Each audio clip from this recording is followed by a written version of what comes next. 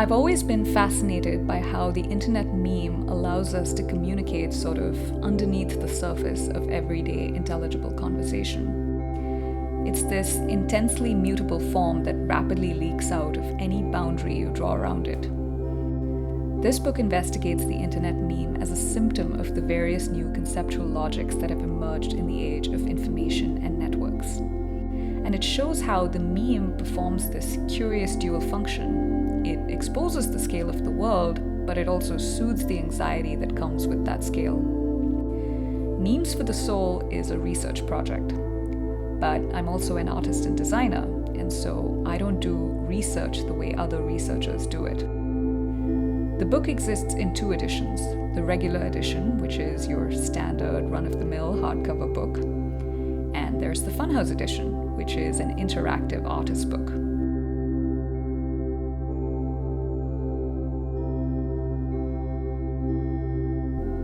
When I'm creating a new book, I don't just write words and text and then design the book afterwards. Those 2 processes go hand in hand for me. I am envisioning and designing my reader's experience as I write.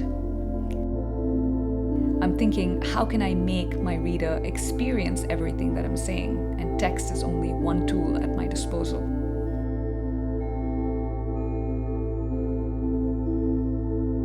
With this book, I wanted to create a kind of modern-day codex, a loose bind that would emulate the quality of the internet itself.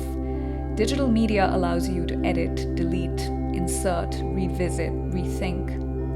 Unlike a bound book where every word, every image has to be premeditated, this format allowed me to rethink my decisions, change them on the fly, switch out old case studies for newer ones. If a new video pops up on YouTube tomorrow, I can throw it in there after the fact. It's like building something on the internet. It's dynamic. It evolves.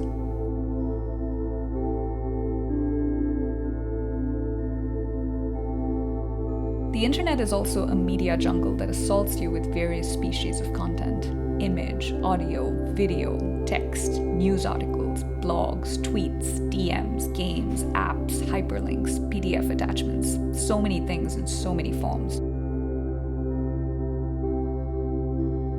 And I wanted this book to recreate that same experience of traveling through a media jungle, encountering a video, scrolling through Instagram, receiving a new WhatsApp message. How could I recreate those experiences in print? I didn't want my reader to scan a QR code and then watch a YouTube video on their phone. I wanted them to watch it within the 4 walls of this book.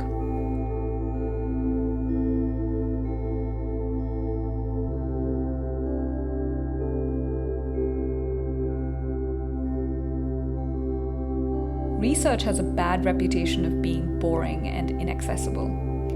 But I don't know how to work if I'm not having fun. I like making things that are tightly woven into people's everyday lives, that make them laugh or smirk or raise an eyebrow or remember some long-forgotten memory.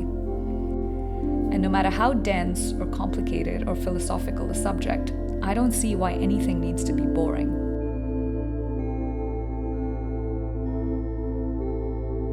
If it seems that way, it's only because you haven't learned to communicate with it, and it hasn't learned to communicate with you.